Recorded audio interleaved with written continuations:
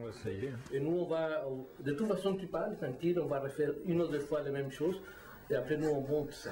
Donc Nicolas Gogol, au 19e siècle, a écrit une pièce formidable qui s'appelle Le Réviseur, que je vous conseille d'aller voir au Théâtre à Mons dès sa création. Allez-y, voilà. Le Réviseur, c'est une pièce de Nicolas Gogol, qui est un Russe, qui l'écrit au milieu du 19e siècle.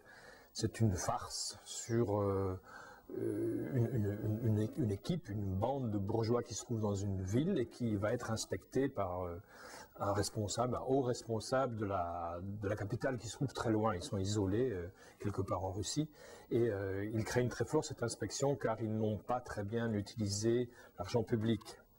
Donc voilà, c'est une série de quiproquos qui s'en suivent. Ils prennent un jeune mec qui lui est simplement un joueur, un jouisseur, un profiteur. Pour cet inspecteur, donc il lui graisse la patte.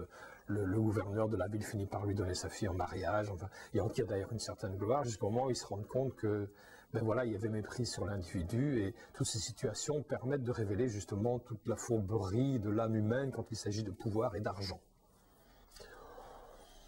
Ça fait un petit peu penser à des situations qui se déroulent là actuellement dans certaines de nos villes, oui, et je crois que c'est même pas la peine d'insister, je crois pas que la mise en scène insistera trop lourdement là-dessus, parce que c'est tellement évident quand on regarde un peu la télé, ou qu'on lit les journaux, ou qu'on écoute ce qui se passe, pour l'instant, hélas, dans notre belle Wallonie, ben voilà, on est tout de suite frappé par les correspondances qu'il y a avec la pièce.